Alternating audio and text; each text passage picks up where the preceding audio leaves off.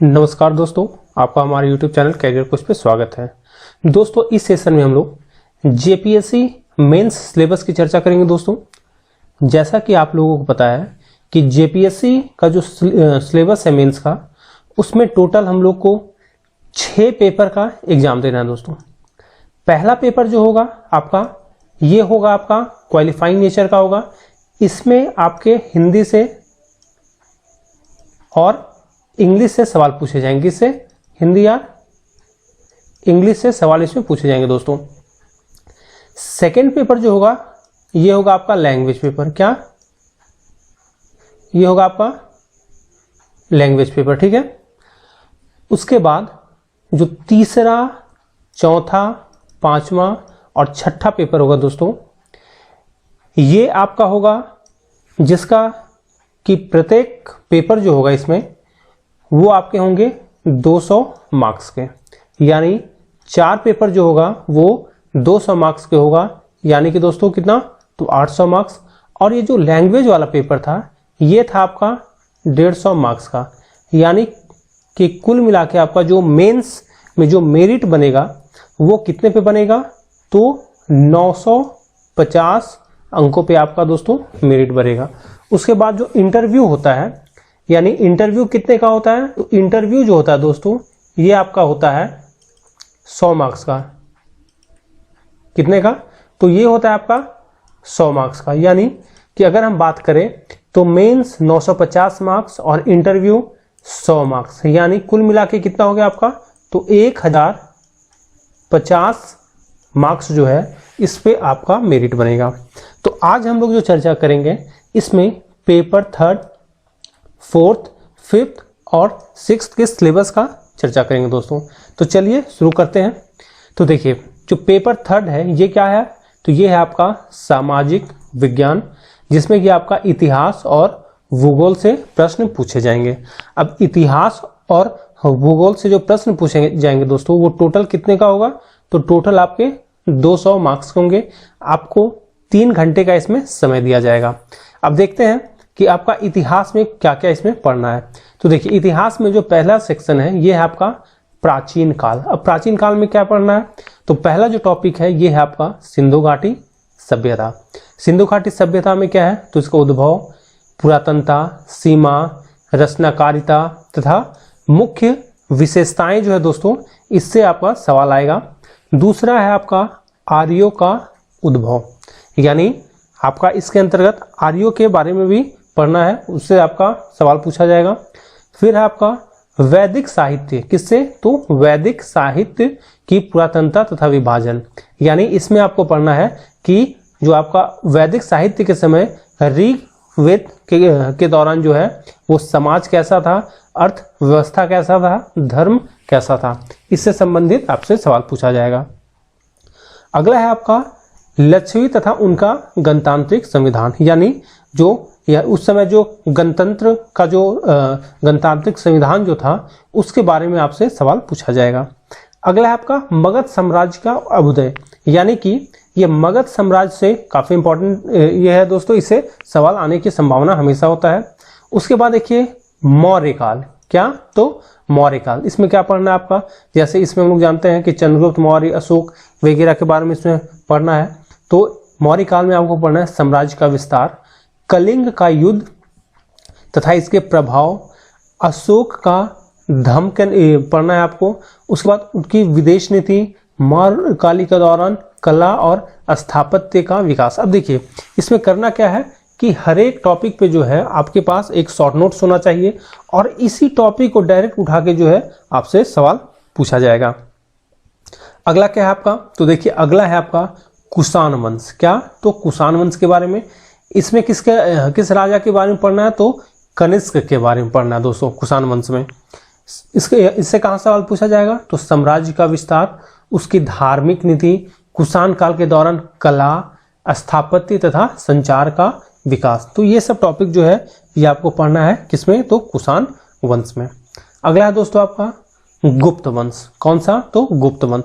इसमें क्या है, तो साम्राज्य का विस्तार, गुप्त काल के दौरान भाषा, कला और स्थापत्य का विकास। अगला है आपका हर्षवर्धन। उत्तर भारत का अंतिम महान हिंदू शासक यानी हर्षवर्धन के बारे में आपको पढ़ना है दोस्तों। उसके काल के दौरान प्राप्त होने वाली सांस्कृतिक उपलब्धियां, यानी देखिए ये सब जो उपलब्धियां हैं इसको आपको एक शॉर्ट नोट्स बनाना होगा और इसी से डायरेक्ट आपसे सवाल पूछा जाएगा। फिर है आपका चोल वंश, दक्षिण पूर्व एशियाई देशों में नौवहन गतिविधियां, यानी चोल वंश के बारे में आपको पढ़ना है। इसमें भी क्या है आपका, तो इनके सांस्कृतिक उपलब्धियां, कला तथा स्थापत्य। अगला है आपका पल्लवों की सांस्कृतिक उपलब्धियां। कौन सा, तो पल्लवों की सांस्कृतिक उपलब्धियां, यानी इतना टॉपिक जो है दोस्तों आपको पढ़ना है कहां से, तो प्राचीन काल से। अगला क्या है आपका दोस्तों, तो अगला है आपका मध्यकाल। अब देखिए मध्यकाल में क्या पढ़ना है, तो भारत पर अरबों का आक्रमण। क्या है, तो भारत पर अरबों का आक्रमण, भारत पर गजनवियों का आक्रमण। उसके बाद है आपका दिल्ली सल्तनत। अब दिल्ली सल्तनत में देखिए आपको पूरा दिल्ली सल्तनत नहीं पढ़ना है, सिर्फ दिल्ली सल्तनत में क्या पढ़ना है, तो इसमें पढ़ना है आपको अलाउद्दीन खिलजी के बाजार तथा सैन्य सुधार, यानी सिर्फ आपको ये टॉपिक ही मेंस के नजरिए से यानी मेंस के प्रोस्पेक्टिव से आपको पढ़ना है। उसके बाद मोहम्मद बिन तुगलक की काल्पनिक नीतियां, यानी आपको पहले जो है पीटी के पहले आपको मेंस का सिलेबस उठाना है और इन टॉपिकों को जो है आप गहराई से पढ़ के इस पे एक शॉर्ट नोट्स बना के और फिर उससे क्वेश्चन आंसर लिखने का आपको प्रयास करना है। उसके बाद आपका भारत पर मंगोलों का आक्रमण, किसका, तो मंगोल का आक्रमण। फिर है आपका धार्मिक आंदोलन। धार्मिक आंदोलन क्या दोस्तों, तो सूफी और भक्ति आंदोलन, इसमें आपको पढ़ना है। फिर है आपका नई इस्लामिक संस्कृति का आगमन। क्या, तो नई इस्लामिक संस्कृति का आगमन इसमें पढ़ना है दोस्तों आपको। इंडो इस्लामिक स्थापत्य क्या पढ़ना है इसमें, तो इसके अंतर्गत जो आपको है इंडो इस्लामिक स्थापत्य कला के बारे में पढ़ना है। हिंदू व उर्दू भाषा के विकास के बारे में आपको जानना है।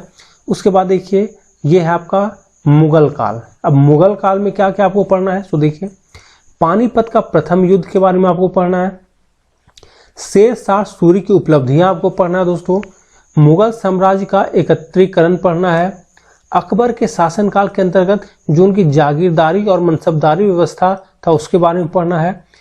अकबर का जो धर्म और राजपूतों के प्रति जो नीतियां थी, यानी अकबर की राजपूत नीतियां जो थी उसके बारे में आपको पढ़ना है।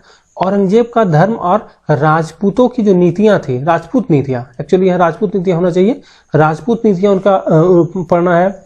मुगल स्थापत्य और चित्रकारी, यानी मुगल स्थापत्य और चित्रकारी के बारे में भी आपको दोस्तों पढ़ना है। उनकी आर्थिक स्थिति के बारे में पढ़ना है। तो ये सब आपको जो है मुगल काल में पढ़ना है। अगला है आपका मराठों का उदय। कौन सा, तो मराठों का उदय। इसमें शिवाजी की उपलब्धियां, मराठों को उत्तर की ओर विस्तार तथा उनका पतन। अब इसमें आपको बस यही करना है कि हर एक टॉपिक जो दिया है उस पे आपका एक शॉर्ट नोट्स जरूरी है। क्या, तो शॉर्ट नोट्स अगर आप तैयार कर लिए तो इसी से जो है आपका मेंस का उत्तर हो जाएगा।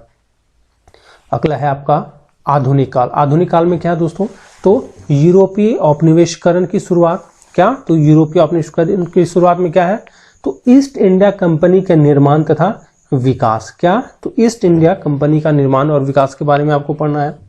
भारत में ब्रिटिश शक्ति का समेकन। अब इसी में देखिए आपका पलासी और बक्सर का युद्ध है दोस्तों। मैसूर पर नियंत्रण, उसके सहायक गठबंधन यानी सहायक संधि आपको पढ़ना है। चूक का सिद्धांत, राजगामी होने का सिद्धांत। तो ये सब टॉपिक जो है आपका आधुनिक काल से है। अगला है आपका औपनिवेशिक शासन का विरोध।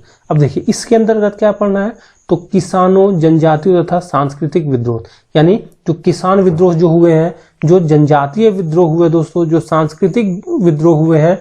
उसके बाद आपका 1857 की क्रांति के बारे में आपको इसमें पढ़ना है।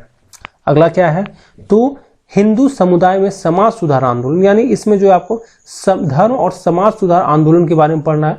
तो इसमें किसके बारे में, तो ब्रह्म समाज से सवाल आएगा आपका, आर्य समाज से आ सकता है, रामकृष्ण मिशन से आ सकता है, प्रार्थना समाज से आ सकता है तथा भारत की थियोसॉफिकल सोसाइटी जो है उससे आ सकता है। उसके बाद अगर हम बात करें मुस्लिम समुदाय में समाज सुधार आंदोलन, तो इसमें सिर्फ दो पढ़ना है आपको। कौन सा, तो वहाबी आंदोलन और अलीगढ़ आंदोलन पढ़ना है दोस्तों। अगला क्या है आपको, तो देखिए महिलाओं की स्थिति में सुधार हेतु संघर्ष, यानी ये जो आपका समाज सुधार आंदोलन उसी के अंतर्गत आ जाता है आपका महिलाओं की स्थिति में सुधार हेतु संघर्ष। जैसे इसके अंतर्गत क्या पढ़ना है आपको, तो सती प्रथा का उन्मूलन, फिर है आपका विधवा विवाह अधिनियम के बारे में आपको पढ़ना है, फिर है आपका ये दोस्तों यहाँ पे सहमति, ठीक है, विधेयक, महिला शिक्षा पर दबाव, यानी ये सब जो है आपको महिलाओं की स्थिति के अंतर्गत जो सुधार है उसके अंतर्गत आपको ये सब टॉपिक को पढ़ना पड़ेगा। फिर आपका ब्रिटिश शासन के अंतर्गत भूमि राजस्व प्रशासन। अब देखिए जो ब्रिटिशों के द्वारा जो यहाँ भू राजस्व व्यवस्था जो अपनाया गया था उसमें कौन कौन सा है, तो 3 है भू राजस्व व्यवस्था, वो तीनों को आपको पढ़ना है। तो अस्थाई बंदोबस्त, फिर रैयतवाड़ी और महालवाड़ी व्यवस्था आपको पढ़नी है। अब बात करते हैं 19वीं सदी में भारत में राष्ट्रवाद का उदय। अब देखिए राष्ट्रवाद का उदय आपको पढ़ना है 19वीं सदी, वो भी ध्यान दीजिएगा 19वीं सदी का बात कर रहा है, जिसमें क्या है तो भारतीय राष्ट्रीय कांग्रेस का गठन, फिर है आपका नरमपंथी और गर्मपंथी, फिर आपका स्वदेशी आंदोलन, फिर होम रूल लीग आंदोलन और खिलाफत आंदोलन। तो ये आपको राष्ट्रवाद के अंतर्गत ये सब टॉपिक आपको पढ़ना है दोस्तों। फिर आपका महात्मा गांधी और जन सामूहिक राजनीति। अब यानी महात्मा गांधी से संबंधित जो भी आपका आंदोलन है वो पढ़ना है। तो ये तो आपका जो है 7वीं से 10वीं में पूछा जा चुका है दोस्तों। फिर है इसमें भारत का विभाजन तथा इसके परिणाम, ये आपको पढ़ना है। फिर है आपका स्वतंत्रता के पश्चात। अब देखिए स्वतंत्रता के पश्चात भारत में क्या है, तो भारतीय संघ में देशी रियासतों का विलय, यानी कैसे इसका विलय किया गया। उसके बाद है आपका भाषाई आधार पर राज्यों का जो पुनर्गठन हुआ है उसको पढ़ना है दोस्तों। फिर आपका जो नेहरू और इंदिरा गांधी के अंतर्गत जो गुट निरपेक्ष की नीति जो अपनाई गई थी वो पढ़ना है। फिर है बांग्लादेश को आज़ादी। तो ये टॉपिक जो है दोस्तों ये तो ऑलरेडी आपका कब पूछा गया था, तो ये जो आपका है 6ठी JPSC उसमें आपसे का ये सवाल आ चुका है। अब इसमें चौथा सेक्शन क्या है दोस्तों, तो चौथा सेक्शन है आपका आदि धर्म, जैसे झारखंड की जनजातियों का सरना संप्रदाय, यानी कि ये है दोस्तों आपका सरना संप्रदाय, ठीक है, तो ये आपको पढ़ना है। उसके बाद है आपका सदान की अवधारणा तथा नागपुरी भाषा का उद्भव, यानी पहले तो आपको सरना संस्कृति पढ़ना दोस्तों, फिर सदान की अवधारणा और नागपुरी भाषा का उद्भव, फिर है आपका जनजातीय संघर्ष तथा राष्ट्रवादी संघर्ष, यानी झारखंड में जो जनजातीय संघर्ष हुआ है, राष्ट्रवादी संघर्ष हुआ है, ये आपको पढ़ना है। बिरसा आंदोलन पढ़ना है, बिरसा आंदोलन ऑलरेडी पूछा जा चुका है दोस्तों। फिर ताना भगत आंदोलन भी एक तरह से अगर देखा जाए तो पूछा ही जा चुका है। फिर है आपका झारखंड में स्वतंत्रता आंदोलन। तो इस तरह से मतलब हिस्ट्री से आपका टोटल 4 पार्ट है दोस्तों, और इस 4 पार्ट से आपका टोटल एक सवाल आएगा। कितना, तो 4 सवाल आएगा। इस 4 सवाल में आपको सिर्फ 2 सवालों को करना है, ठीक है। तो आप कोशिश करेंगे कि एक सवाल जो है इसमें एक सवाल जो है दोस्तों ये आपका झारखंड के इतिहास से हो जाए, यानी एक सवाल जो है आपको झारखंड के इतिहास से करना है, और एक सवाल जो है दोस्तों ये आप पे डिपेंड करता है कि आप मॉडर्न से करना चाहते हैं या फिर मिडाइवल से। तो इस तरह से जो है आप 2 सवाल को कर ले, आपका आसानी से ये पेपर जो है वो कंप्लीट हो जाएगा। अब हम लोग इसी का जो है खंड जो B है उसमें देखते हैं। तो देखिए भूगोल के अंतर्गत क्या क्या आपको पढ़ना है। तो देखिए भूगोल से जो है आपका 100 प्रश्न रहेगा। कितना प्रश्न, 100 अंक का इसमें प्रश्न पूछा जाएगा दोस्तों, जिसमें कि आपका 10 जो होगा वो ऑब्जेक्टिव होगा, और फिर से 4 प्रश्न जो होगा वो सब्जेक्टिव होगा, जिसमें कि आपको सिर्फ कितना प्रश्न करना है, तो 2 प्रश्न करना है। अब देखिए इसको कैसे बांटा गया है। तो जो पहला खंड है इसमें, मतलब पहला जो पार्ट है ये है आपका भौतिक भूगोल, यानी भौतिक भूगोल के अंतर्गत अब देखिए इसमें क्या है, तो पृथ्वी की उत्पत्ति क्रमिक विकास, यानी कि पृथ्वी की उत्पत्ति एवं क्रमिक विकास इसमें पढ़ना है। फिर है उसके आंतरिक भाग के बारे में पढ़ना है दोस्तों। फिर वेगनर का महाद्वीपीय विस्थापन सिद्धांत जो है, यानी जो वेगनर का जो सिद्धांत है दोस्तों महाद्वीपीय सिद्धांत, वो पढ़ना है आपको। फिर है आपका प्लेट विवर्तनिक सिद्धांत है। फिर है आपका ज्वालामुखी भूकंप और सुनामी जो है ये आपको पढ़ना है दोस्तों। भूकंप जो है वो ऑलरेडी पूछा जा चुका है, ये आप प्रीवियस ईयर क्वेश्चन में देख लीजिएगा। अगला है आपका चट्टानों के प्रमुख प्रकार एवं उनकी विशेषताएं, यानी आपको चट्टानों के बारे में जो है वो सवाल पूछा जाएगा। फिर नदी, हिमनद, शुष्क और कर्ष क्षेत्रों में भू आकृति, यानी उसमें किस प्रकार की जो आकृति बनती है उसका विकास तथा उसका विशेषता क्या होता है, ये आपसे पूछा जाएगा। फिर पूछा जाएगा आपसे भू आकृतिक प्रक्रियाएं, यानी कि अपक्षयन, वृहद क्षरण, मतलब क्षरण कैसे होता है, अपर्दन और निक्षेपण के बारे में आपसे पूछा जाएगा। फिर मृदा की जो निर्माण की जो प्रक्रिया उससे पूछा जाएगा। फिर भूचक्र, डेविस तथा पेंग के विचार जो है दोस्तों ये आपसे पूछे जाएंगे। फिर है आपका वायुमंडल की संरचना, बनावट तथा स्तरीकरण, यानी वायुमंडल से संबंधित आपसे सवाल पूछे जाएंगे।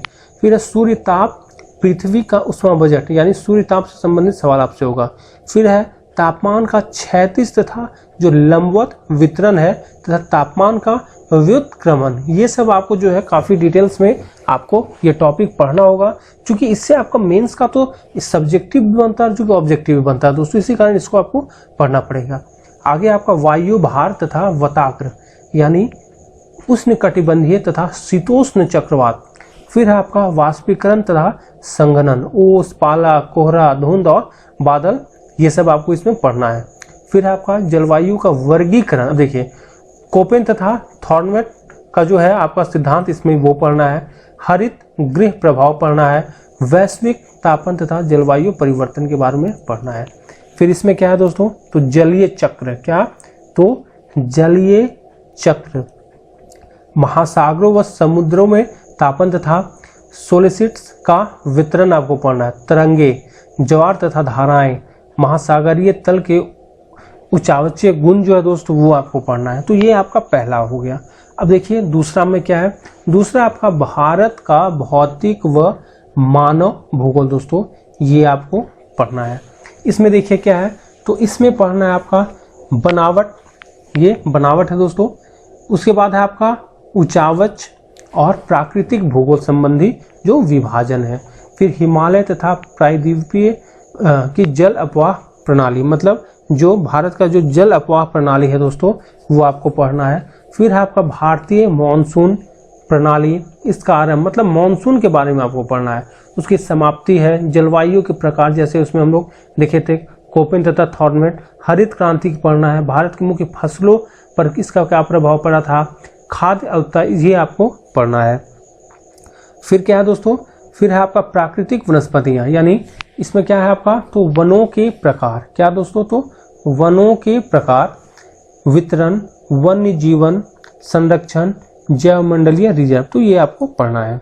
फिर क्या है दोस्तों, तो फिर है आपका मृदा के मुख्य प्रकार, ठीक है, यानी आपको जो भारत में मृदा के कितने प्रकार है वो आपको पढ़ना है तथा उनका वितरण पढ़ना है, कहाँ कौन सी मृदाएं जो है पाया जाता है। फिर मृदा का निम्नीकरण, यानी उसका निम्नीकरण कैसे हो रहा है, क्षरण कैसे हो रहा है, ये पढ़ना है आपको। फिर आपका प्राकृतिक आपदाएं, जिसमें आपको बाढ़, सूखा, चक्रवात, भूस्खलन। फिर है दोस्तों जनसंख्या वृद्धि, वितरण और घनत्व आपको पढ़ना है दोस्तों। फिर है आयु, लिंगानुपात, ग्रामीण शहरी संरचना। फिर आपका जनसंख्या, पर्यावरण और विकास पढ़ना है। फिर है बस्तियों के प्रकार, अब इसमें क्या है, तो ग्रामीण तथा शहरी, यानी ग्रामीण और शहरी जो बस्ती है उसके बारे में आपको पढ़ना है। शहरी बनावट के बारे में पढ़ना है। शहरी बस्तियों के कार्यात्मक वर्गीकरण के बारे में पढ़ना है। भारत में मानव बस्तियों की समस्याएं क्या क्या है वो आपको पढ़ना है। तो दूसरे जो भूगोल का जो दूसरा पार्ट है दोस्तों, इसमें आपको ये सब पढ़नी है। अब है आपका तीसरा, भारत के प्राकृतिक संसाधन, विकास और उपयोग। अब देखिए इसमें क्या है आपका, तो इसमें दोस्तों आपका भूमि संसाधन, यानी क्या है इसमें, तो भूमि संसाधन। अब इसके अंतर्गत क्या है, तो सामान्य भूमि का प्रयोग, उसके बाद है कृषि भूमि का प्रयोग, फिर मुख्य फसलों का भौगोलिक स्थिति तथा उनका वितरण, जैसे चावल, गेहूं, कॉटन, जूट, गन्ना, रबर, चाय तथा कॉफी। तो ये सब आपको दोस्तों पढ़ना है। अब जैसे गन्ना वाला जो है ये आपका ऑलरेडी पूछा जा चुका है 2016 में।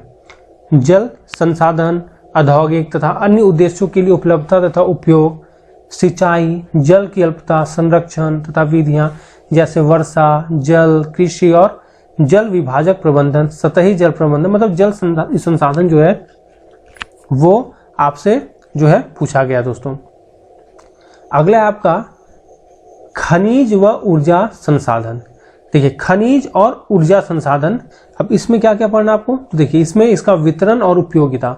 पहला तो इसमें हो गया आपका धात्विक खनिज के बारे में आपको पढ़ना है, जिसके अंतर्गत क्या है, तो लॉयस्क, कॉपर, बॉक्साइट और मैग्नीज के बारे में आपको पढ़ना है। फिर है दोस्तों आपका अधात्विक खनिज, क्या, तो अधात्विक खनिज और परंपरागत खनिज यानी कोयला, पेट्रोलियम और प्राकृतिक गैस के बारे में आपको इसमें पढ़ना है। फिर है दोस्तों आपका जल विद्युत ऊर्जा और गैर परंपरागत स्रोत, यानी इसमें आपका जल विद्युत और जो गैर परंपरागत स्रोत है जैसे सौर, वायु तथा बायोगैस।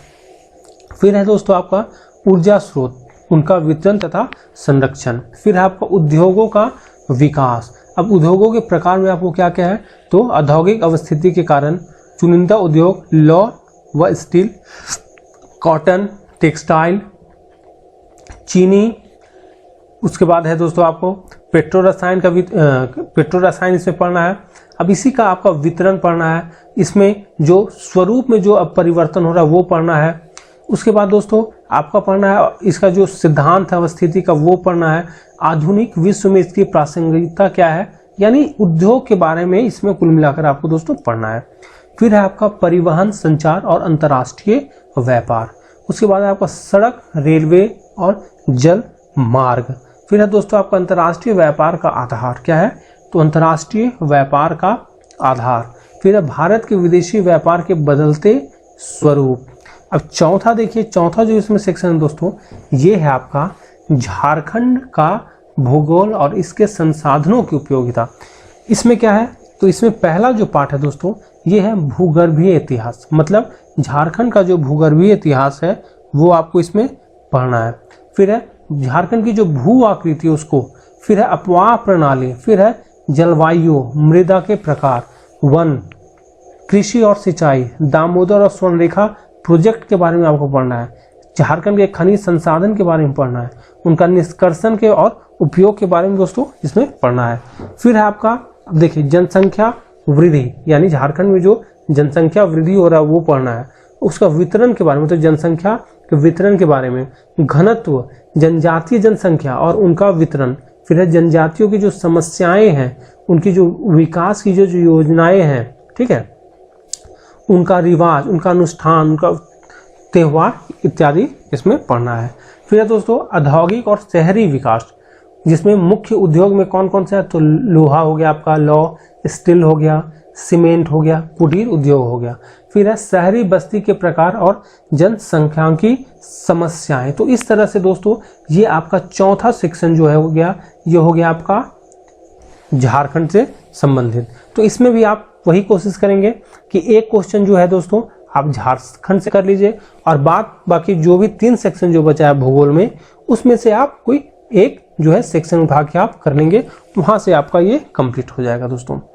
अगला है देखिए आपका, ये है आपका दोस्तों प्रश्न पत्र चतुर्थ, यानी ये आपका चौथा है दोस्तों। इसमें क्या क्या सो देखिए, तो इसमें पढ़ना है आपको भारतीय संविधान और राज्य व्यवस्था, लोक प्रशासन और दोस्तों शासन व्यवस्था। तो अब देखिए इसमें क्या है, तो सबसे पहले इसके अंतर्गत आपका आता है दोस्तों भारतीय संविधान और राज्य व्यवस्था, यानी इससे जो होगा दोस्तों, इससे कितना सवाल होगा, तो इससे आपका 2 सवाल जो होगा वो होगा आपका मतलब इसमें मेंस में पूछा जाएगा, और 2 सवाल जो होगा वो लोक प्रशासन और शासन व्यवस्था से पूछा जाएगा।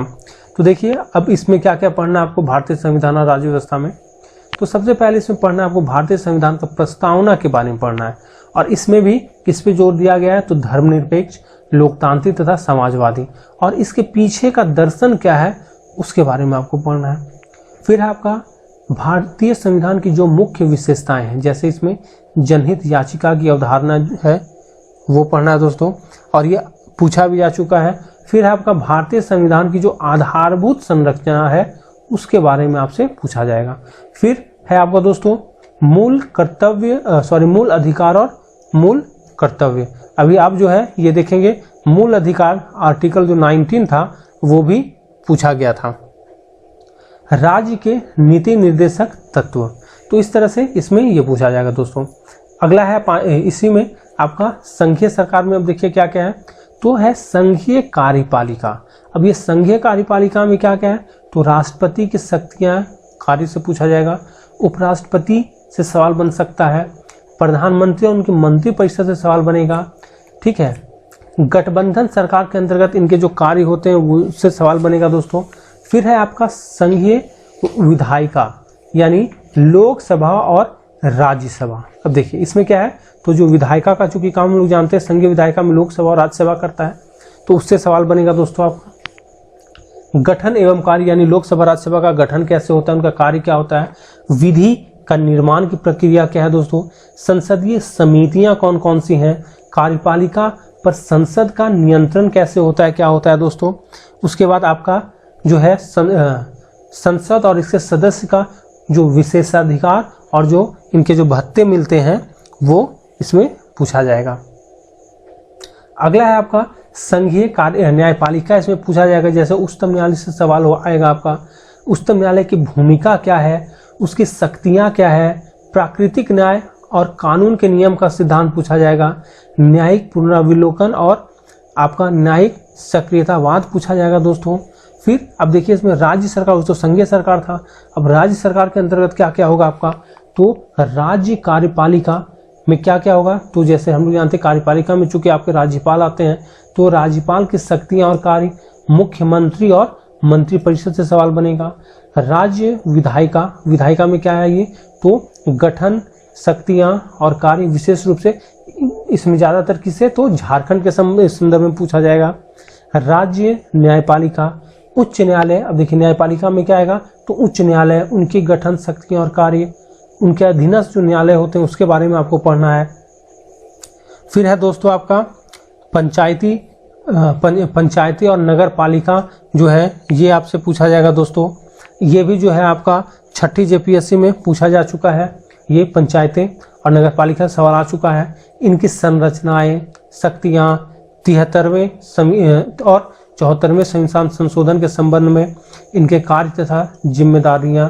उसके बाद दोस्तों केंद्र राज्य संबंध से सवाल आएगा आपका, जिसमें प्रशासनिक, विधायी और वित्तीय शक्तियां क्या क्या हैं। अनुसूचित क्षेत्र तथा अनुसूचित जनजाति क्षेत्र के प्रशासन से संबंधित क्या क्या प्रावधान है, ये आपसे सवाल पूछा जाएगा। फिर आपका है दोस्तों विधायिका तथा सेवाओं में अनुसूचित जाति, अनुसूचित जनजाति के लिए जो आरक्षित स्थान है उससे संबंधित क्या क्या प्रावधान है दोस्तों, ये पूछा जाएगा। उसके बाद संविधान की जो आपातकालीन उपबंध है दोस्तों, इससे सवाल आपका पूछा जाएगा। ये चूंकि अबर जो है आपका ये 7वीं से 10वीं जेपीएससी में भी ये सवाल इससे पूछा जा चुका है। भारत का नियंत्रक एवं महालेखा परीक्षक से सवाल आएगा। भारत का चुनाव आयोग से सवाल आएगा, ये भी आपको पढ़ना है।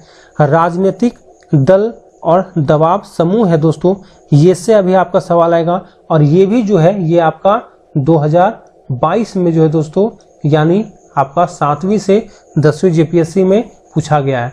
तो आप देखिए कि इसमें कौन कौन सा, तो राजनीतिक दल और दबाव समूह से एक सवाल, और एक सवाल दोस्तों आपका यहाँ से संविधान के आपातकालीन उपबंध से पूछा जा चुका है, जो कि 7वीं से 10वीं जेपीएससी में पूछा गया था आपका, ठीक है। तो इस तरह से इससे आपका यहाँ से सवाल बनेगा। आगे है दोस्तों आपका इसमें लोक प्रशासन और शासन व्यवस्था। अब देखिए इसमें क्या क्या है, तो इसमें दोस्तों लोक प्रशासन यानी प्रस्तावना, अर्थ, विस्तार और महत्व, यानी लोक प्रशासन के बारे में यहाँ से सवाल इस तरह से आपका बनेगा। फिर है दोस्तों सार्वजनिक और निजी प्रशासन। फिर आपका संघीय प्रशासन यानी केंद्रीय सचिवालय, प्रधानमंत्री कार्यालय, योजना आयोग, वित्त आयोग। फिर है दोस्तों आपका राज्य प्रशासन, जैसे राज्य सचिवालय, मुख्य सचिव, मुख्यमंत्री कार्यालय के बारे में आपको पढ़ना है। फिर है दोस्तों जिला प्रशासन, जिसमें जिला मजिस्ट्रेट हो गया आपका, जिलाधीश के कार्यालय का उद्भव और विकास किस तरह से हुआ, जिला कलेक्टर की परिवर्तित होती भूमिका, यानी उसकी जो भूमिका क्या है वो। अब देखिए इससे भी सवाल आपका दोस्तों ये पूछा गया था अबर जब मेंस हुआ था इसमें, यानी 2022 में जो मेंस हुआ यहाँ सवाल पूछा था। न्यायपालिका के पृथक्करण का जिला प्रशासन पर प्रभाव, यहाँ से भी ये भी आपको पढ़ना है। फिर दोस्तों आपका निजी प्रशासन यानी सिविल सेवकों की नियुक्तियाँ इसमें आपको पढ़नी है। फिर संघ लोक सेवा आयोग व राज्य लोक सेवा आयोग पढ़ना है आपको। सिविल सेवकों का प्रशिक्षण के बारे में पढ़ना है। नेतृत्व और इनके गुण के बारे में पढ़ना है। कर्मचारियों के नैतिक स्तर और उत्पादकता के बारे में आपको इसमें पढ़ना है। फिर है दोस्तों आपका प्राधिकरण का प्रत्यायोजन पढ़ना है। केंद्रीयकरण और विकेंद्रीकरण पढ़ना है। फिर है नौकरशाही उद्भव, यानी इसके लाभ और हानियां, मतलब नौकरशाही जो है इसके लाभ और हानि के बारे में पढ़ना है। इसके नीति के निर्माण और क्रियान्वयन में नौकरशाही की भूमिका क्या होती है दोस्तों, ये पढ़ना है। और यहाँ से ये जो है ये सवाल पूछा गया है कब, तो अवर 7वीं से जो आपका 10वीं जेपीएससी हुआ है, यानी 2022 में जो मेंस हुआ है उसमें पूछा गया था। फिर है नौकरशाही और राजनीतिक कार्यपालिका के मध्य संबंध क्या होता है। फिर है दोस्तों सामान्य बनाम विशेष क्या होता है। विकासात्मक प्रशासन है आपका, ये भी दोस्तों आपका 2022 में यहाँ से भी आपका सवाल आ चुका है, ये पूछा जा चुका था।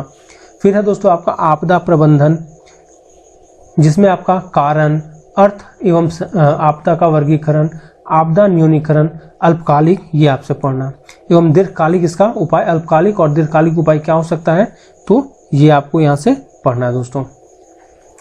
आगे देखिए क्या है, आगे है आपका सुशासन।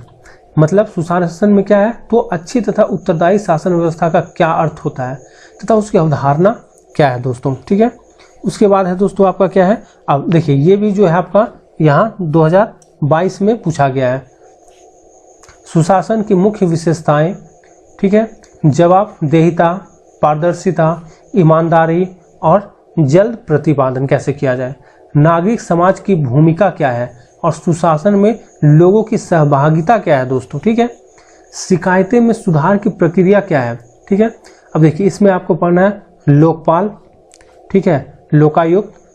देखिए यहाँ ये जो लोकपाल है दोस्तों और लोकायुक्त जो है ये आपको यहाँ से पढ़ना है।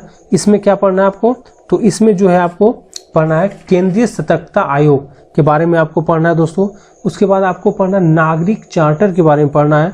फिर उसका उद्देश्य क्या है, सेवा का अधिकार अधिनियम के बारे में पढ़ना है। सूचना का, जैसे राइट टू, जो हम लोग आरटीआई जो करते हैं उसके बारे में पढ़ना है, मतलब सूचना का अधिकार अधिनियम, शिक्षा का अधिकार अधिनियम, उपभोक्ता संरक्षण अधिनियम पढ़ना है। महिलाओं के विरुद्ध हिंसा पर जो रोक अधिनियम आया है वो पढ़ना है। वृद्धावस्था अधिनियम आदि, मतलब इसमें अलग अलग प्रकार की जो अधिनियम है वो पढ़ना है दोस्तों। फिर क्या है इसमें, तो इसमें आपका मानव अधिकार। देखिए अब मानव अधिकार से क्या क्या सवाल आएगा, तो इसका अवधारणा आएगा, अर्थ आएगा, मानव अधिकार की सार्वभौमिक घोषणा क्या है, राष्ट्रीय मानव अधिकार के बारे में आपको पढ़ना है, मतलब जो आयोग है राष्ट्रीय मानव अधिकार आयोग है, राज्य मानव अधिकार आयोग के बारे में पढ़ना है, मानवाधिकार और सामाजिक मुद्दे के बारे में पढ़ना है, मानवाधिकार और आतंकवाद के बारे में पढ़ना है। तो इस तरह से जो है दोस्तों ये आपका चौथा पेपर हो गया। अब देखिए पांचवा पेपर जो है, मतलब 5th पेपर जो है ये क्या है दोस्तों, तो इसमें आपको पढ़ना है भारतीय अर्थव्यवस्था, ठीक है, एक सेक्शन हो गया आपका, और दूसरा आपका वैश्वीकरण और सतत विकास। तो ये आपका 2 सेक्शन है, यहाँ से सवाल आएंगे। अब देखिए पहला जो समूह है यानी पहला सेक्शन है क्या है, तो ये भारतीय अर्थव्यवस्था की मूल विशेषता है। अब देखिए इसके अंतर्गत क्या क्या है आपका, तो इसके अंतर्गत है दोस्तों आपका राष्ट्रीय आय। अब देखिए सीधा सीधी राष्ट्रीय आय उठा के आपका पूछ गया था कब, तो 2022 के मेंस में। राष्ट्रीय आय के समान अवधारणाएं और इसकी गणना के तरीके, जैसे स्थिर और वर्तमान मूल्य पर GDP, GNP, NDP, NNP, GSDP, NSDP और डीडीपी, मतलब ये सब कैसे निकाला जाता है, ये सब क्या है, तो ये डायरेक्ट आपसे पूछ लिया गया था। दूसरा दोस्तों मुद्रास्फीति, क्या, तो मुद्रास्फीति इसकी अवधारणाएं, ठीक है। अब ये मुद्रास्फीति पे जो दोस्तों ये नियंत्रण, इसका मौद्रिक, राजकोषीय तथा प्रत्यक्ष मापन, ठीक है, तो ये आपको मतलब मुद्रास्फीति के बारे में पढ़ना है। फिर है दोस्तों जनसंख्यांकीय विशेषताएं, मतलब कार्यबल का संयोजन। 2011 की जनगणना के संदर्भ में जनसंख्यांकीय लाभांश तथा राष्ट्रीय जनसंख्या नीति के बारे में आपको पढ़ना है। फिर आपका कृषि और ग्रामीण अर्थव्यवस्था, क्या, तो कृषि और ग्रामीण अर्थव्यवस्था, राष्ट्रीय अर्थव्यवस्था में कृषि का महत्व क्या है, भारत में कृषि के विकास, उत्पादन तथा उत्पादकता, निम्न उत्पादकता के कारण और कृषि उत्पादकता में सुधार करने हेतु सरकार द्वारा जो लिए गए कदम जो है वो पढ़ना है आपको। हरित क्रांति इसी में पढ़ना है आपको, सदाबहार क्रांति और इंद्रधनुष क्रांति, ठीक है, उसके बाद विश्व व्यापार संगठन और कृषि आपको इसमें पढ़ना है। कृषि आगतों और उत्पादन का जो बाजारीकरण और मूल्यकरण हुआ है दोस्तों, ये पढ़ना है आपको। औद्योगिक अर्थव्यवस्था पढ़ना है इसमें, जिसमें नीतिगत पहल और व्यय पढ़ना है। लोक वित्त, क्या दोस्तों, तो लोक वित्त पढ़ना है। स्वरूप, लोक वित्त का महत्व और विस्तार, सार्वजनिक राजस्व सिद्धांत और करों के प्रकार आपको पढ़ना है। प्रत्यक्ष, अप्रत्यक्ष, प्रगतिशील और अनुपातिक जो कर होता है वो पढ़ना है आपको दोस्तों। वैट के बारे में आपको पढ़ना है। फिर है आपका सार्वजनिक व्यय, जैसे सार्वजनिक व्यय का सिद्धांत क्या है, सार्वजनिक व्यय की वृद्धि के कारण और अर्थव्यवस्था पर इसका प्रभाव क्या पड़ता है, आंतरिक व बाह्य जो उधारियां होती हैं वो सब क्या है दोस्तों। फिर है आपका बजट, क्या है दोस्तों, तो ये है आपका बजट। बजट सीधा से उठा के आपको 2022 में यहाँ से आपका सवाल पूछा गया था।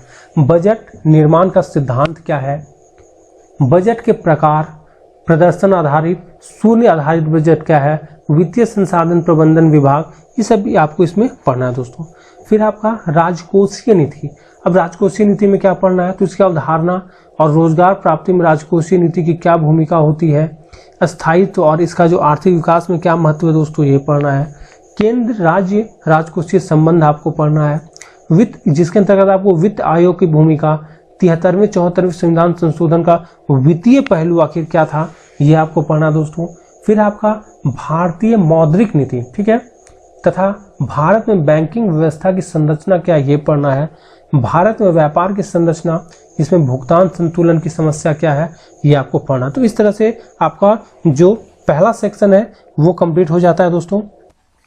अब देखिए इसमें जो आपका दूसरा सेक्शन आता है, यानी पहला सेक्शन से कितना सवाल रहेगा, तो इससे 2 सवाल पूछे जाएंगे आपका। उसी तरह इससे भी कितने सवाल होंगे आपके, तो 2 सवाल। और कुल मिला के जो आपको है दोस्तों, ये 2 में से 1 सवाल यहाँ करना है, सॉरी, ये आपका जो होगा दोस्तों मतलब 1 सवाल यहाँ पे कर लेना है आपको और 1 सवाल यहाँ कर लेना है। अब देखिए इसमें क्या क्या है। पहला जो है ये है आपका आर्थिक विकास का अर्थ और मानक, अल्प विकास की विशेषताएं। दूसरा है विकास के सूचक, जैसे विकास के सूचक क्या है, तो मानव विकास सूचकांक, वैश्विक विकास सूचकांक, मतलब अलग अलग जो सूचकांक निकलता है वो पढ़ना है। घरेलू, सकल घरेलू आय, जीएम, भारत की मानव विकास सूचकांक में प्रगति, ये सब पढ़ना है। अर्थव्यवस्था की वृद्धि में विदेशी पूंजी यानी एफडीआई जो होता है और तकनीकी की भूमिका क्या है।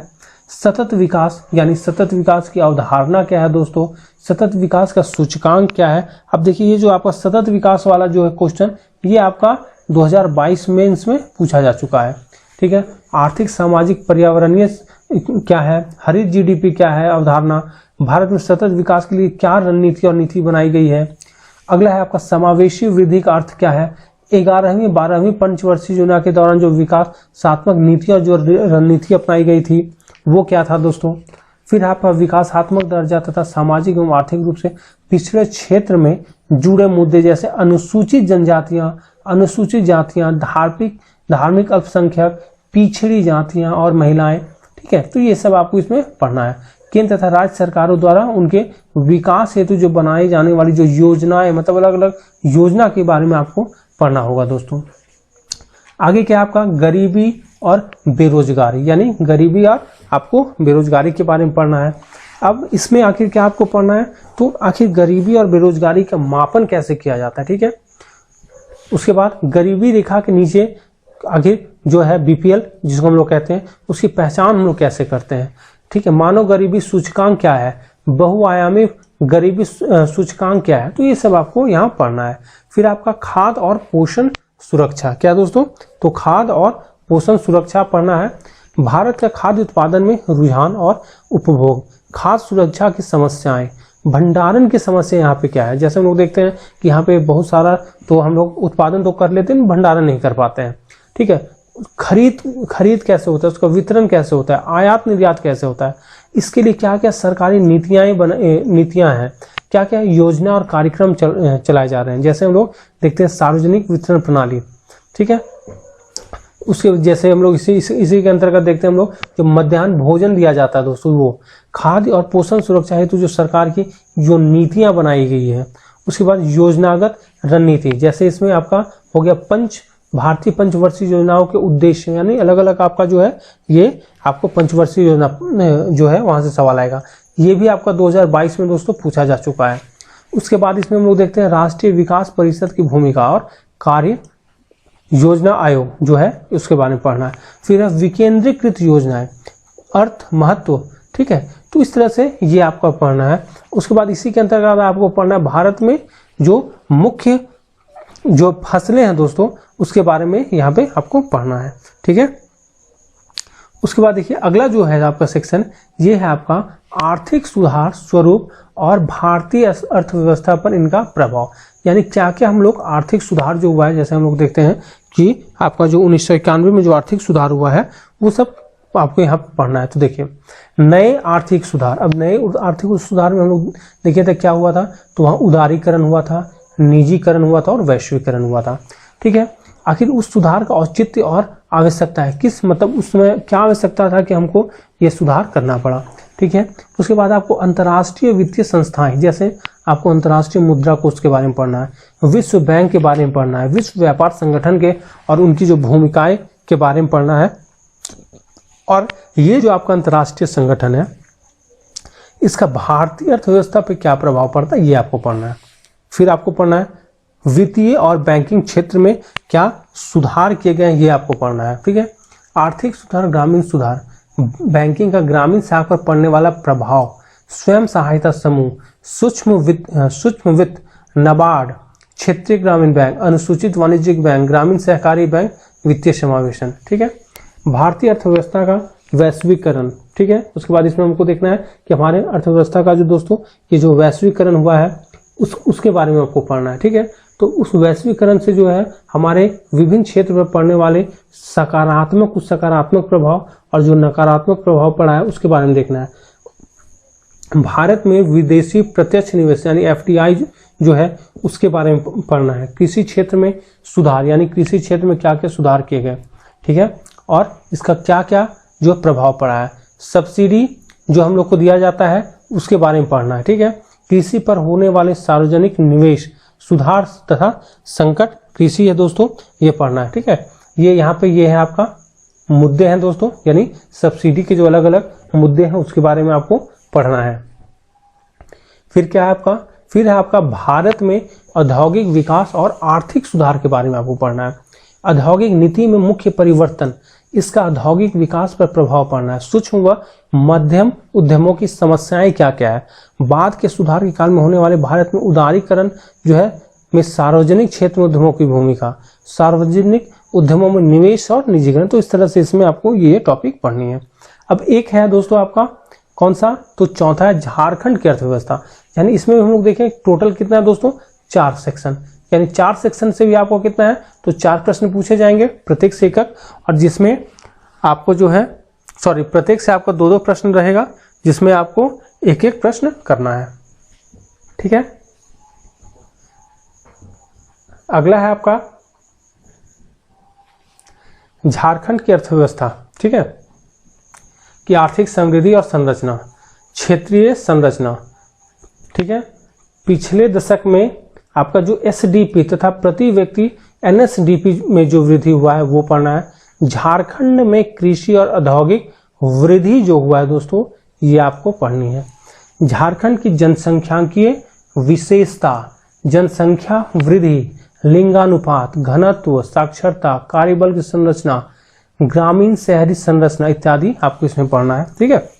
अगला है दोस्तों आपको झारखंड में गरीबी की स्थिति, क्या, तो झारखंड में गरीबी की स्थिति, बेरोजगारी, खाद्य सुरक्षा, कुपोषण और स्वास्थ्य सूचकांक, ठीक है।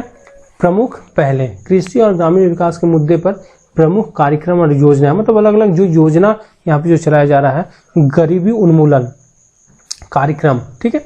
उसके बाद पूरा, ठीक है। फिर भारत निर्माण, मनरेगा, प्रधानमंत्री ग्राम सड़क योजना, स्वर्ण जयंती स्वरोजगार योजना, इंदिरा आवास योजना आदि। उसके बाद खाद्य सुरक्षा योजना, यानी इस तरह से जो जो योजनाएं चल रही हैं झारखंड में उन सभी योजनाओं को जो है आपको पढ़ना होगा। फिर दोस्तों झारखंड में भूमि, वन और पर्यावरणीय मुद्दे क्या क्या हैं। भूमि सुधार और कृषि संबंधी, ठीक है। जनजातीय भूमि लोगों का विकास हेतु विस्थापन, इसके प्रभाव यानी ये सब का प्रभाव क्या पड़ रहा है, क्या क्या इसमें नीतियां अपनाई गई हैं। वनों से संबंधित मुद्दे झारखंड में क्या है, वित्तीय संसाधन एजेंसी का क्रियान्वयन, पर्यावरण निम्नीकरण तथा इससे निपटने हेतु राज्य अपनी क्या क्या नीतियां अपना रही हैं, वो आपको इसमें पढ़ना है दोस्तों। फिर झारखंड में जो पंचवर्षीय योजनाएं थी, 10वीं 11वीं योजनाओं की रणनीतियां, उपलब्धियां, ठीक है, ये आपको पढ़ना है। फिर इसमें है आपका झारखंड में लोक वित्त का सुझाव, झारखंड में औद्योगिक नीति और औद्योगिक विकास से संबंधित जो भी योजनाएं चल रहे हैं वो आपको दोस्तों आपको इसमें पढ़ना है। तो इस तरह से ये आपका जो पेपर था 5वां वो हम लोगों ने देख लिया। अब देखिए दोस्तों, छठा है आपका सामान्य विज्ञान, पर्यावरण और तकनीकी विकास। ये है आपका कौन सा, तो ये है दोस्तों आपका छठा पेपर। अब इसमें देखिए क्या क्या पढ़ना है, तो इसमें दोस्तों आपको पढ़ना है, पहला जो है ये इसमें आपको पढ़ना है भौतिक विज्ञान, ठीक है। अब भौतिक विज्ञान से देखिए क्या क्या है आपका, तो ये है आपका मानकों की पद्धति। अब आप प्रीवियस ईयर क्वेश्चन उठा के देखिए, यानी 7वीं से 10वीं जेपीएससी जो हुआ था आपका, ठीक है, इसमें यहीं से उठा के डायरेक्ट सवाल आपसे पूछ दिया गया था दोस्तों। फिर इसमें देखिए चाल वेग, मतलब हम लोग जो नॉर्मल साइंस में जो पढ़ते हैं दोस्तों वही है आपका चाल वेग, गुरुत्व, द्रव्यमान, भार, बल, आघात, कार्य शक्ति, ऊर्जा की परिभाषाएं, सौरमंडल, सूर्य तथा अन्य ग्रहों की सापेक्ष पृथ्वी की स्थिति, सौरमंडल में पृथ्वी और चंद्रमा की गति, चंद्र ग्रहण और सूर्य ग्रहण। दोस्तों ये भी ऑलरेडी आपका पूछा जा चुका है, कब, तो आपका 6ठी जेपीएससी में जो है वो पूछा जा चुका है। फिर है आपका ध्वनि की अवधारणा, ठीक है, स्वभाव, तरंगदैर्घ्य और आवृत्ति, ठीक है। उसके बाद है दोस्तों आपका इंफ्रासोनिक, अल्ट्रासोनिक ध्वनि, प्रकृति में इंफ्रासोनिक ध्वनि के क्या क्या स्रोत हैं, अल्ट्रासोनिक ध्वनि की जो विशेषताएं हैं दोस्तों, उसके बाद उनका क्या क्या अनुप्रयोग है, तो ये आपसे होगा। अब देखिए ये काफी छोटा सिलेबस है, यहाँ आप आसानी से कर सकते हैं इसको दोस्तों। फिर आपका जीव विज्ञान में देखिए क्या है, जीवित, ठीक है, इसमें क्या है दोस्तों, तो इसमें है एक्चुअली जीवित कोशिका और कोशिकीय संरचना है, मतलब यहाँ कोशिका से संबंधित जो है आपको इसमें पढ़ना है। फिर है जैव अणु, अब जैसे इसमें कार्बोहाइड्रेट की क्या संरचना है, ठीक है, उसका कार्य क्या है, प्रोटीन और वसा, विटामिन, उसके बाद उसके से मतलब ये सब की कमी से, यानी जो आपका विटामिन के कमी से होने वाली जो रोग है दोस्तों, एंजाइम के बारे में पढ़ना है, हार्मोन के बारे में पढ़ना है। अब इसमें आपके पौधों के हार्मोन और वृद्धि नियामक, जीवों के हार्मोन और उनके कार्य, तो इस तरह से इसमें आपको पढ़ना है, ठीक है। फिर है कोशिकीय प्रजनन, यानी कोशिकीय चक्र, समसूत्री और अर्धसूत्री विभाजन पढ़ना है इसमें, ठीक है। फिर है अब देखिए वंशानुक्रम, यानी एकल संकरण और द्विसंकरण, लिंग से जुड़े हुए वंशानुक्रम, लिंग निर्धारण, डीएनए की संरचना और कार्य, डीएनए प्रकृति, प्रोटीन संश्लेषण, जीन नियमन, विभेदन के आणविक आधार, ठीक है। उसके बाद आपका मानव के क्रमिक विकास को शामिल करते हुए पृथ्वी पर जीवन के विकास के सिद्धांत। तो इस तरह से ये आपका हो गया कौन सा, तो जीव विज्ञान से। अब तीसरा सेक्शन दोस्तों आपका कृषि विज्ञान। अब देखिए कृषि विज्ञान चूंकि काफी इंपॉर्टेंट हो जाता है ना, झारखंड के विभिन्न, अब चूंकि इसमें जो है वो झारखंड से संबंधित है, तो आपको एक कम से कम, अगर आप जेपीएससी का एग्जाम दे रहे हैं तो यहाँ से इस सेक्शन से एक तो कम से कम आपको झारखंड से करना ही करना है। तो झारखंड के विभिन्न कृषि जलवायु क्षेत्र, ठीक है, वृष्टि के तरीके तथा प्रत्येक क्षेत्र में पड़ने वाले अजैविक दबाव, वर्षा पोषित कृषि, यानी राज्य के परंपरागत खाद्य और बागवानी फसलें, जलवायु परिवर्तन के समय खाद्यान्न के लिए फसलों का विविधीकरण तथा इनके साथ ही 5, ठीक है, पोषण सुरक्षा। क्या है दोस्तों, ये पोषण सुरक्षा, ठीक है, वर्षा जल कृषि और झारखंड में कृषि को सुधारने में इसकी क्या भूमिका है। उसके बाद मत्स्य कृषि के बारे, यानी जो हम लोग मत्स्य कृषि है उसके बारे में पढ़ना है दोस्तों। झारखंड में मृदा उत्पादकता की स्थिति, मृदा की उत्पादकता में सुधार हेतु हम लोग जो वर्मी कंपोस्ट और फार्म यार्ड मैन्योर का अनुप्रयोग जो करते हैं, नाइट्रोजन स्थिरीकरण के लिए जो जीवाणु होता है उनके अनुप्रयोग, और जैविक कृषि की अवधारणा पढ़ना है आपको। कृषि वनीकरण की अवधारणा, बंजर भूमि तथा उन्हें कृषि योग्य बनाने हेतु क्या हम लोग कैसे कर सकते हैं, राज्य के किसानों के लाभ हेतु क्या क्या सरकारी योजनाएं चल रही हैं, ये सब आपको इसमें करना है। फिर चौथा क्या दोस्तों, तो ये है आपका पर्यावरणीय विज्ञान। अब देखिए इसमें क्या क्या है, तो इसमें है आपका दोस्तों क्या, तो इसमें पहला जो है दोस्तों वो है आपका पारिस्थितिकी तंत्र की अवधारणा है, ठीक है। फिर है पारिस्थितिकी तंत्र की संरचना और कार्य क्या है। फिर है आपका प्राकृतिक संसाधन, नवीकरणीय और गैर नवीकरणीय संसाधन आपको पढ़ना है। फिर है दोस्तों पर्यावरणीय संरक्षण यानी स्वस्थानीय और प्रस्थानीय संरक्षण क्या होता है। प्रदूषण यानी वायु, जल और ध्वनि और मृदा प्रदूषण के बारे में आपको पढ़ना है। ठोस कचरा प्रबंधन के बारे में पढ़ना है। जैव विविधता और उसका उदाहरण है हॉट स्पॉट, जैव विविधता के खतरे क्या क्या है। फिर वैश्विक पर्यावरणीय मुद्दे जैसे जलवायु परिवर्तन, वैश्विक तापन, ओजोन परत का जो ह्रास हो रहा है वो पढ़ना है। अम्लीय वर्षा क्या होता है, मरुस्थलीकरण क्या होता है, ठीक है। फिर है दोस्तों आपका पर्यावरणीय कानून जैसे पर्यावरण संरक्षण अधिनियम, वायु, ठीक है, अधिनियम यानी जैसे हम लोग देखते हैं उसके रोकथाम और प्रदूषण पर नियंत्रण के लिए जो अधिनियम बना है वो। फिर है दोस्तों जल अधिनियम यानी जल से जो भी हमारा जो प्रदूषण हो रहा है, ठीक है, उस पर नियंत्रण कैसे किया जाएगा। वन संरक्षण अधिनियम। फिर है दोस्तों आपका पांचवा है आ जाता है इसमें विज्ञान और प्रौद्योगिकी विकास।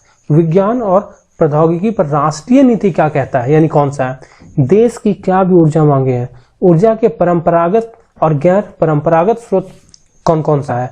नाभिकीय ऊर्जा यानी नाभिकीय ऊर्जा के क्या क्या लाभ तथा हानियां हैं। नाभिकीय नीति की ओर झुकाव। एनपीटी और सीटीबीटी जो है वो क्या है दोस्तों। उसके बाद अंतरिक्ष प्रौद्योगिकी यानी भारतीय अंतरिक्ष कार्यक्रम, ठीक है। विभिन्न उद्देश्य हेतु उपग्रहों का अनुप्रयोग यानी कौन सा उपग्रह का प्रयोग हम लोग किसके लिए करते हैं। भारतीय मिसाइल कार्यक्रम पढ़ना आपको। दूर संवेदी, GIS और मौसम भविष्यवाणी, आपदा की चेतावनी। तो दोस्तों उसके बाद है आपका इसमें जल, मृदा व खनिज संसाधन के मानचित्रण में इसका अनुप्रयोग, मतलब जो सैटेलाइट का उपयोग हो रहा है। कृषि जीवधारियों के प्रजनन, औषधि, खाद्य तकनीक, पर्यावरण संरक्षण में जैविक प्रौद्योगिकी का उपयोग, जैव प्रौद्योगिकी, व्यवधानों के संभावित प्रतिकूल प्रभाव। फिर दोस्तों सूचना प्रौद्योगिकी जिसमें आपको कंप्यूटर तथा आंकड़ों की प्रोसेसिंग में इनका अनुप्रयोग क्या है। डेटा प्रोग्राम, साइबर अपराध, साइबर कानून आपको पढ़ना दोस्तों। उसके बाद है आपका राष्ट्रीय स्वास्थ्य नीति, मलेरिया, कुष्ठ रोग, मतलब ये सब जो आपका बीमारी है जैसे ट्यूबरक्लोसिस, एड्स, अंधापन की रोकथाम और तथा इनके नियंत्रण हेतु राष्ट्रीय कार्यक्रम क्या क्या चल रहे हैं। यानी कुल मिला के इसमें आपका कितना था दोस्तों, तो इसमें आपका है टोटल छठा पेपर में दोस्तों 5 सेक्शन, ठीक है। अब यहां से जो प्रत्येक क्वेश्चन होगा यानी सिर्फ आपका छठा ही पेपर है, एक ऐसा पेपर है जहां की प्रत्येक क्वेश्चन जो होगा दोस्तों ये होगा आपका कितने मार्क्स का, प्रत्येक क्वेश्चन जो होगा वो होगा आपका कितने, तो 32 मार्क्स का, ठीक है। जिसमें कि आपको टोटल 5 क्वेश्चन करने हैं और सब सेक्शन में तो आपको 4 क्वेश्चन करना होता है, लेकिन इस सेक्शन में आपको दोस्तों 5 क्वेश्चन करने हैं, ठीक है। जिसमें कि आपका देख लीजिए आपका टोटल जो होगा वो कितना हो गया, तो 160 नंबर का जो होगा दोस्तों इसमें आपका पूछा जाएगा। तो इस तरह से हम लोग आज मेंस का जो सिलेबस है दोस्तों वो हम लोग देख लिए। अब हम लोग जो है एक एक करके कोशिश करेंगे कि इसका एक एक करके जो टॉपिक है वो हम लोग कंप्लीट करते चले जाएं। तो चलिए मिलते हैं अगले सेशन में, तब तक के लिए धन्यवाद।